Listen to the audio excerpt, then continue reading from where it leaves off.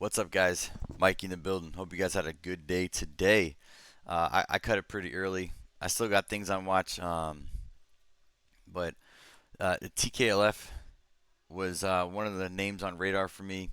I definitely had a big watch list today, but the most important thing is once the opening bell happens, what's the structure look like? And what's the opening market volume? This did have some decent volume relatively compared to a lot of these other names I was watching. This one was amazing. Okay. Daily wise, same concept, right? Looking for a liquidity trap. Big volume day right here on 524. Previous VWAP was 337s, 336s area. This did have a gap, so this is a gapper. It's gapping up. Keep it on watch. Okay, I did not catch this dip down here in the morning, which is okay. I tried another name, CJT, I believe it was.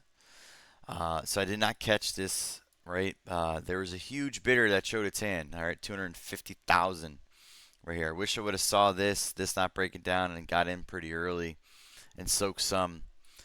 Still not a huge amount of time to soak, but when you're trading off the book and kind of watching this, you can really get in on these 1 minute candles pretty quick. I did. This was my first attempt right here. I actually bought this pullback over a previous area of interest where we had some aggressive swipes, but I could not size into that, right? But that's okay. However, I did size in to this pullback right here. Okay. This was a big liquidity area. This had a lot of trouble breaking out over here. Super aggressive.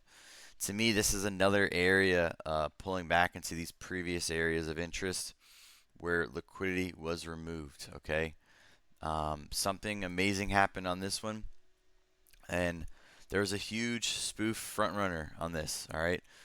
They showed their hand. So I actually sized into these 48s down here, which was phenomenal. And then as you can see right here, there's a huge walk up. All right. Beautiful walk up right here.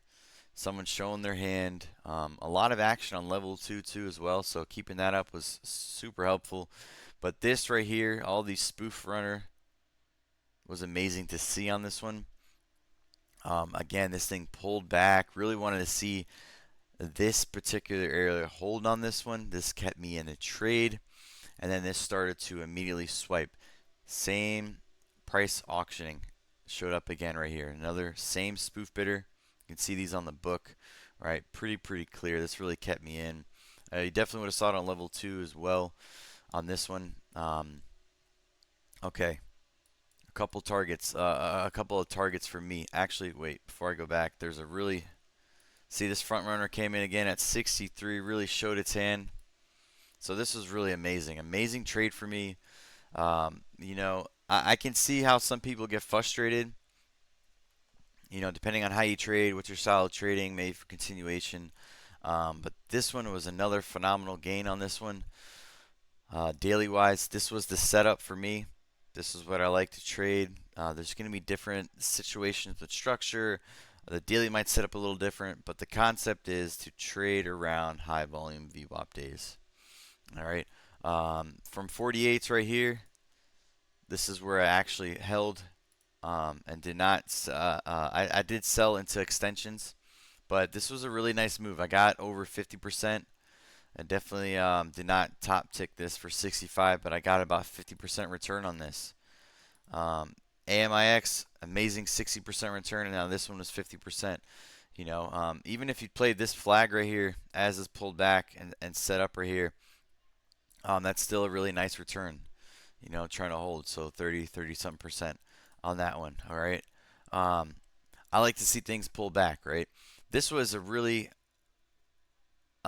big read right here. When this kind of did that rubber band effect and kind of stalled and tried and pulled all the way back, we did not break down. All right. One of the main things that I was really focused on was the structure on this one, right? Even though this was pulling back, this first big day volume was 84 mil. we were increasing volume going into this. As this was pulling back, we were about like 5-6 mil from 52-week high volume.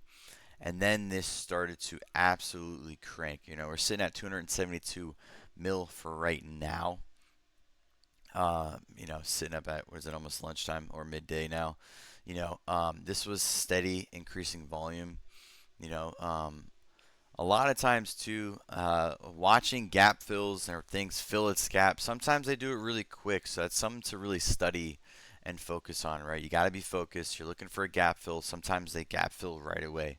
Sometimes I try to crank later on 10:30 or have these bigger runs midday, things like that. But it's just all on how aggressive it gets there. A couple of major times scaling was into extensions. I really like to sell into extensions. When things start to actually break out, get extended. I did scale some over here, right? Making sure this wasn't going to be a double top or a micro clear out fade. But this pullback right here was really what kept me in, right? Lower volume pullback over here, all right? Pulling back over into a pre-market pivot, which was nice. And then we had some more initiation and then some pullbacks. The book was phenomenal on this one. All right. There's plenty of things to review if you have the book on this one. Again, this early morning shove right here with this bid spoof, so you really got to zoom in to see that. But this is really nice to see, right? They're pulling some offers, ripping through previous areas, and then this bid spoof, which is really nice to see. It keeps me in. You can see them pushing, pulling. So really, really good rig, really good job on this one.